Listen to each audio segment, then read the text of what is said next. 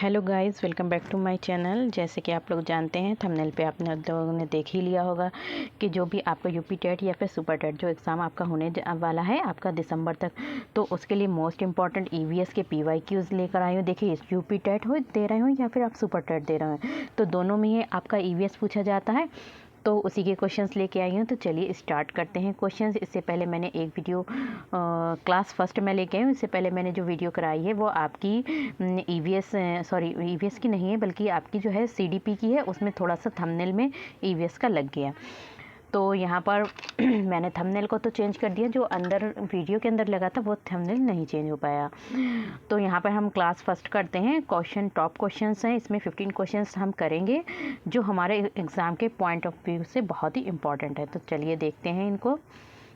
देखिए, ये क्वेश्चन सभी हमारे एग्ज़ाम में पूछे गए हैं यूपी टेट में, और ये क्वेश्चंस हमारे सुपर टेट के लिए भी हैं, और सी टेट आप दिसंबर का देंगे तो उसके लिए भी इम्पॉर्टेंट है। तो यहाँ पे हमारा क्वेश्चन नंबर 1 दे रखा है कि सन 1853 में भारत की पहली यात्री ट्रेन चली थी। पहली यात्री ट्रेन, जैसे यात्री बैठे थे, तो वो जो ट्रेन चली थी वो कब चली थी? तो ये जो चली थी वो कह रहे हैं कि मतलब चली थी कहाँ तक चली थी? तो ये चली थी बॉम्बे टू थाने। कहाँ तक चली थी? मुंबई से थाने के बीच चली थी। तो भारत की पहली ट्रेन 16 अप्रैल 1853 को मुंबई से थाने के बीच चलाई गई थी, और इसकी जो दूरी थी वो कितनी थी? दूरी इसकी जो थी वो 34 किलोमीटर थी। 34 किलोमीटर थी। कितनी थी? 34 किलोमीटर थी। नेक्स्ट क्वेश्चन देखते हैं। हमारा क्वेश्चन नंबर यहाँ पे 2 है। यहाँ पे कह रहे हैं कि एशिया का सबसे बड़ा पशु मेला आयोजित होता है। देखिए, एशिया का सबसे बड़ा पशु मेला आयोजित होता है, तो कहाँ होता है? ये आपका होता है सोनपुर में। कहाँ होता है? आपका सोनपुर में होता है। तो एशिया का सबसे बड़ा पशु मेला सोनपुर में आयोजित होता है, और सोनपुर मेला जो है वो क्या है? बिहार के सोनपुर में हर साल कार्तिक पूर्णिमा यानी कि नवंबर दिसंबर में लगता है। नेक्स्ट हमारा यहाँ पे क्वेश्चन है, क्वेश्चन नंबर 3 है। यहाँ पे कह रहे हैं कि राष्ट्रीय एकता परिषद की स्थापना हुई थी। देखिए, राष्ट्रीय एकता परिषद की स्थापना कब हुई थी? तो राष्ट्रीय एकता परिषद की जो स्थापना हुई थी वो हुई थी आपकी 1961 में हुई थी। कब हुई थी? 1961, यानी कि NIC राष्ट्रीय एकता परिषद, जिसे हम इंग्लिश में अगर हम बोलते हैं इसकी शॉर्ट फॉर्म है NIC। इसकी जो स्थापना हुई थी वो आपकी हुई थी 1961 में हुई थी, और किसके लिए हुई थी? अनेकता में एकता के सिद्धांत के लिए इसकी जो थी स्थापना की गई थी, और ये जो सिद्धांत पर केंद्रीय सरकार द्वारा दिल्ली में हुई। तो ये जो थी वो केंद्र सरकार द्वारा स्थापना की गई थी। नेक्स्ट आपका क्वेश्चन है, क्वेश्चन नंबर यहाँ पे है 4। समता के अधिकार का उल्लेख संविधान के किन अनुच्छेदों में मिलता है? कह रहे हैं कि जो समता के मतलब जो अधिकार का उल्लेख संविधान के कौन से अनुच्छेद में मिलता है? तो कौन से अनुच्छेद में मिलता है? तो ये जो मिलता है वो आपका अनुच्छेद 14 से 18 के में जो है वो किसका उल्लेख किया गया है? समता के अधिकार का उल्लेख किया गया है। इस संविधान के तीसरे भाग में क्या है? संविधान का भाग 3 है, और जिसमें 6 मौलिक अधिकार का वर्णन किया गया है। नेक्स्ट आपका क्वेश्चन है, क्वेश्चन नंबर 5 है। किस देश में लचीला संविधान लागू है? देखिए, जो कह रहे हैं कि लचीला संविधान जो है वो आपका किस देश में लागू है? तो किस देश में हमारा जो है लचीला संविधान लागू है? तो कहाँ है? यूनाइटेड किंगडम में जो है वो संविधान कैसा है? जो कॉन्स्टिट्यूशन है वो कौन सा है, कैसा है? तो यूनाइटेड किंगडम में लचीला संविधान लागू है। यूनाइटेड किंगडम का संविधान प्रकृति में लचीला है, और उसे आसानी से क्या किया जाता है? संशोधित किया जा सकता है, जैसे कि उसमें चेंजेस किया जा सकता है आसानी से। नेक्स्ट हमारा क्वेश्चन है, क्वेश्चन नंबर यहाँ पे 6 है। निम्नलिखित में से किस प्रदेश में रेडियार पाया जाता है?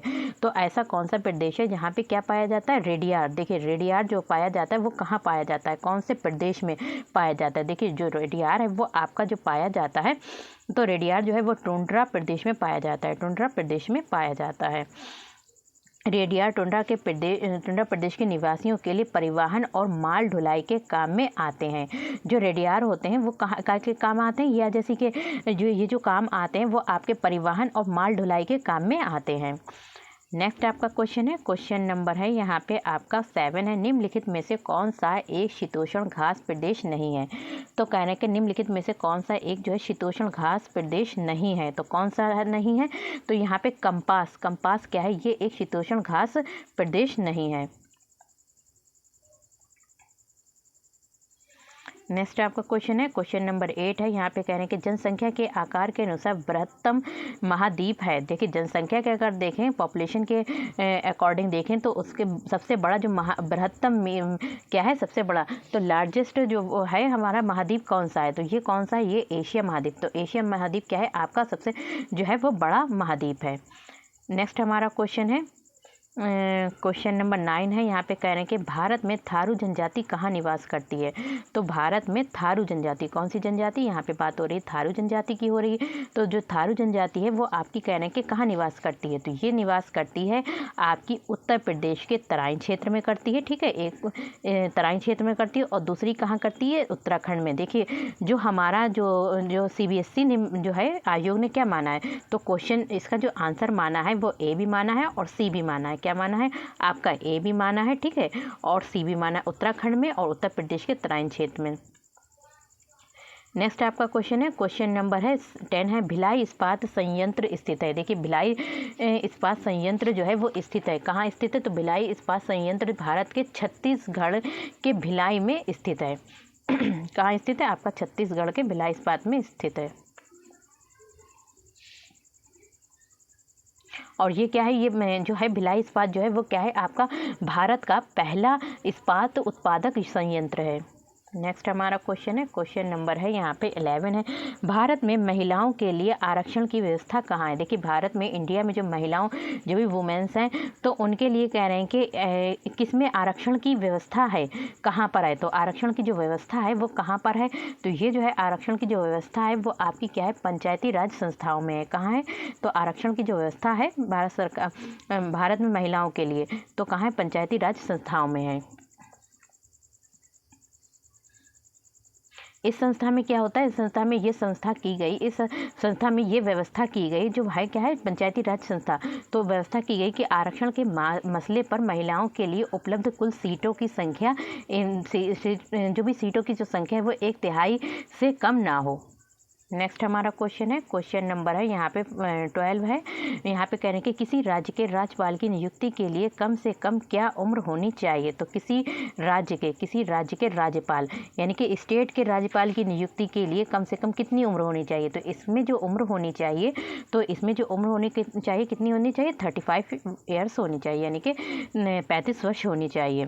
तो राज्यपाल राज्य के कार्यकारी प्रमुख होता है। ठीक है, राज्यपाल ना तो जनता द्वारा सीधा चुना जाता है, राज्यपाल को ना तो जनता द्वारा चुना जाता और ना ही अप्रत्यक्ष यानी कि डायरेक्ट इनडायरेक्ट रूप से उसे चुना जाता है।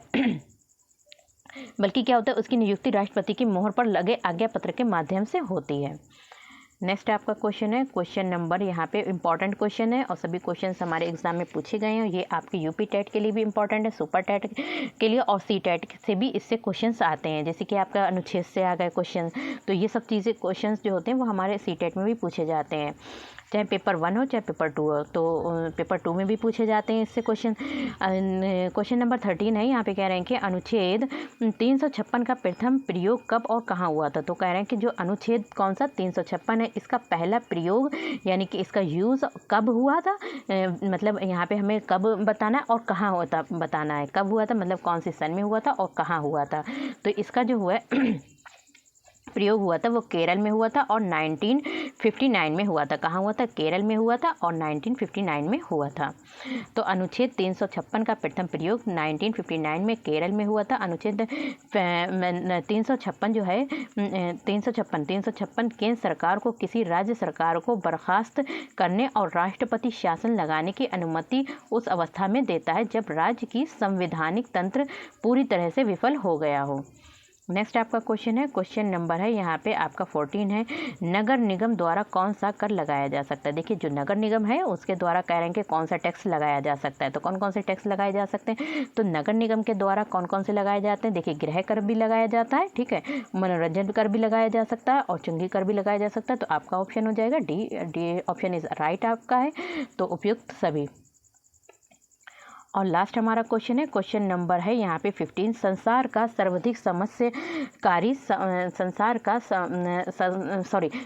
सर्वाधिक समस्याकारी, ठीक है, यहाँ पे हो जाएगा समस्याकारी जलीय, ठीक है, यहाँ पे जो है समस्याकारी जलीय खरपतवार जिसे बंगाल का आतंक भी कहते हैं वो है, तो वो कौन है?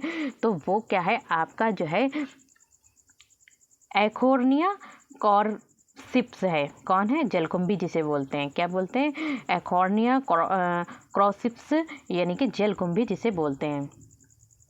जलकुंभी क्या होता है? देखिए जलकुंभी जो होता है पानी में तैरने वाला एक समस्याकारी तेजी से फैलने वाला जलीय खरपतवार होता है। ये पौधा रुके हुए जल में सर्वाधिक वृद्धि करता है। ठीक है, कहीं पे पानी रुका हुआ है तो उसमें जो है बहुत ज़्यादा तेज़ी से क्या करता है? वृद्धि करता है, ग्रोथ करता है, जो जल से ऑक्सीजन खींच लेता है, जिसके परिणाम स्वरूप मछलियाँ मर जाती हैं। जलकुंभी सबसे पहले भारत में बंगाल में अपने खूबसूरत फलों और पत्तियों के कारण लाया गया था। तो यहाँ पे मैंने 15 क्वेश्चंस करा दिए हैं और इम्पॉर्टेंट क्वेश्चंस और सभी क्वेश्चंस आपके एग्ज़ाम में पूछे गए हैं।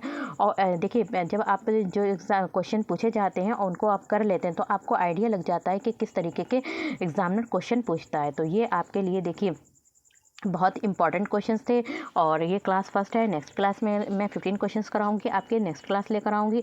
और आपकी देखिए CDP की एक मैंने क्लास करा दी है और साथ ही साथ आपकी जो हिंदी और जो लोग भी सुपर टेट की तैयारी कर रहे हैं तो उसमें आपका जानते हैं कि जो भी आपका GK GS है, करंट अफेयर 30 मार्क्स का पूछा जाता है, तो वो भी मैं आपके लिए लूसेंट की क्लासेस चल रही हैं। लूसेंट के क्वेश्चंस मैं करा रही हूँ, 10 क्वेश्चंस मैंने 2 से 3 वीडियोज़ में करा दिए हैं। जिन लोगों ने वो वीडियोज़ नहीं देखी हैं तो अपनी देखिए सुपर टेट की, मान लीजिए कि आप टेट की तैयारी कर रहे हैं, लेकिन क्या है टेट की तैयारी के साथ साथ देखिए टेट की आप क्या कर रहे हैं? तैयारी कर रहे हैं।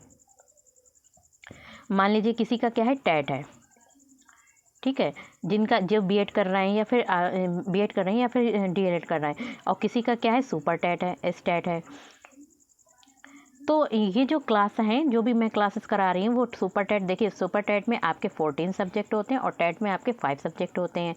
तो यही 5 सब्जेक्ट जो होते हैं वो टेट में जो पढ़ते हैं वही 5 सब्जेक्ट आपके जो ऐड हो जाते हैं काय में, सुपर टेट में भी ऐड हो जाते हैं। और साथ ही साथ मैं 5 सब्जेक्ट भी कराऊंगी आपके स्टेट के लिए और बाकी जो सुपर टेट के लिए, जैसे कि सुपर टेट में आपकी संस्कृत भी आती है, आपका आपका रीजनिंग भी आती है, और सुपर टेट में क्या आता है? आपका जीवन कौशल है, शिक्षण कौशल है, और CDP तो आपकी इधर कवर हो जाएगी, लेकिन फिर जीवन कौशल, शिक्षण कौशल रह जाएगा आपका।